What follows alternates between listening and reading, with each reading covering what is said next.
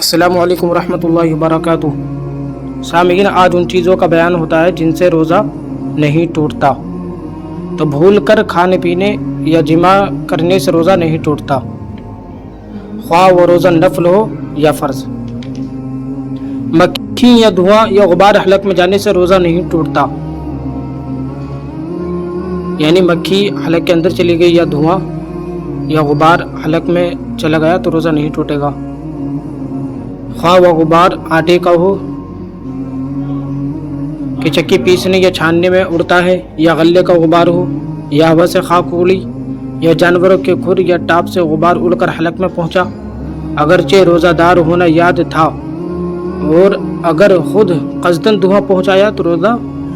فاسد ہو جائے گا، یعنی دھواں اگر جان بوجھ کر اس نے پہنچایا حلق کے اندر تب پھر جو ہے ایسی صورت میں اس کو روزہ ٹوٹ جائے گا، جبکہ اسے روزہ دار ہونا یاد ہو، خواہ وہ کسی چیز کا دھواں ہو اور کسی طرح پہنچایا ہو، یہاں تک کہ اگر بتی وغیرہ خوشبو سلگتی تھی اس نے منہ کے قریب کر کے دھوئیں کو ناک سے کھینچا تو روزہ اس کا ٹوٹ جائے گا۔ اس سے ایک مسئلہ یہ بھی معلوم ہوا کہ سانس کے مریض اگر روزے کی حالت میں فوارہ وغیرہ لے تو پھر ایسی صورت میں اس کا روزہ ٹوٹ جائے گا۔ یوں ہی حقہ پینے سے بھی روزہ ٹوٹ جاتا ہے اگر روزہ یاد ہو، اور حقہ پینے والا اگر پیے گا تو کفارہ بھی لازم آئے گا۔ حجامہ لگایا یا تیل یا سرما لگایا تو روزہ نہیں ٹوٹے گا، اگرچہ تیل یا سرمے کا مزہ حلق میں محسوس ہوتا ہو، بلکہ تھوک میں سرمے کا رنگ بھی دکھائی دیتا ہو، جب بھی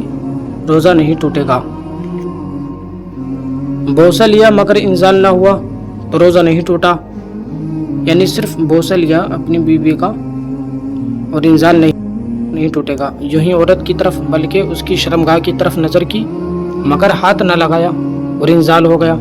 اگرچہ بار بار نظر کرنے یا جماع وغیرہ کے خیال کرنے سے انزال ہوا تب بھی روزہ نہیں ٹوٹے گا۔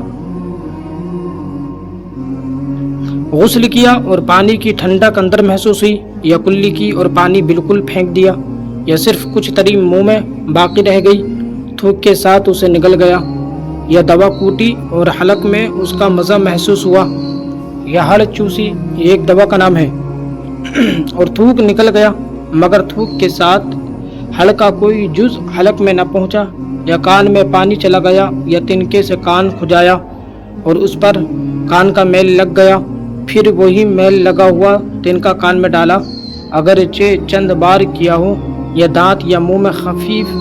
چیز بے معلوم سی رہ گئی کہ لعاب کے ساتھ خود ہی اتر جائے گی اور وہ اتر گئی، یا دانتوں سے خون نکل کر حلق تک پہنچا مگر حلق سے نیچے نہ اترا تو ان سب صورتوں میں روزہ نہیں ٹوٹے گا۔ روزہ دار کے پیٹ میں کسی نے نیزہ یا تیر بھونک دیا، اگرچہ اس کی بھال یا پیکان پیٹ کے اندر رہ گئی، یا اس کے پیٹ میں جھلی تک زخم تھا، کسی نے کنکری ماری کے اندر چلی گئی تو روزہ نہیں ٹوٹا، اور اگر خود اس نے یہ سب کیا اور بھال یا پیکان یا کنکری اندر رہ گئی تو روزہ ٹوٹ جائے گا۔ بات کرنے میں تھوک سے ہونٹ تر ہو گئی اور اسے پی گیا، یا منہ سے رال ٹپکی مگر تار نہ ٹوٹا تھا کہ اسے چڑھا کر پی گیا، یا ناک میں رینٹ آ گئی بلکہ ناک سے باہر ہو گئی مگر منقطع نہ ہوئی تھی کہ اسے چڑھا کر نگل گیا، یا کھنکار منہ میں آیا اور کھا گیا، اگرچہ کتنا ہی ہو روزہ نہ جائے گا، مگر ان سب باتوں سے احتیاط چاہیے۔ مکھی حلق میں چلی گئی تو روزہ نہیں ٹوٹے گا، اور قصدن نگل لی تو روزہ ٹوٹ جائے گا۔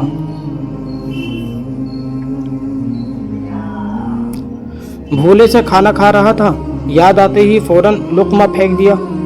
یا صبح صادق سے پہلے کھا رہا تھا اور صبح ہوتے ہی اگل دیا تو روزہ نہ گیا،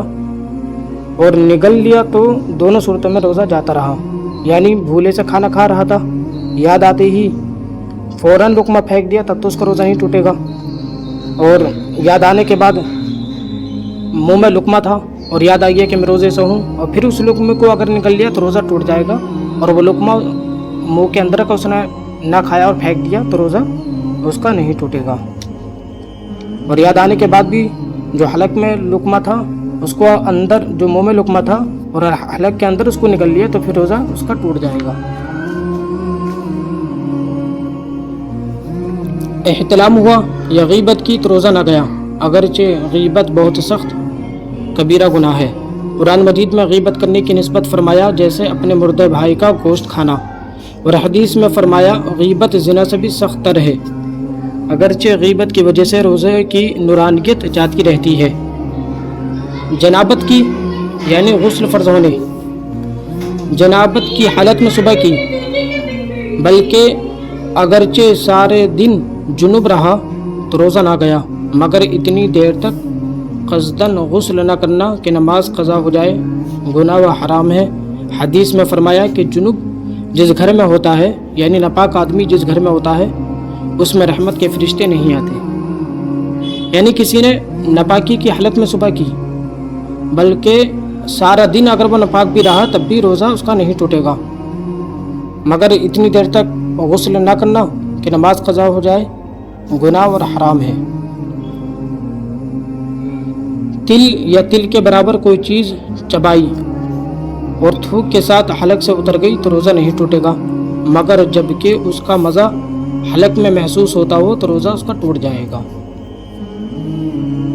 السلام علیکم ورحمۃ اللہ۔ آپ ان ساری باتوں کو اچھے سے محفوظ کر لیجئے۔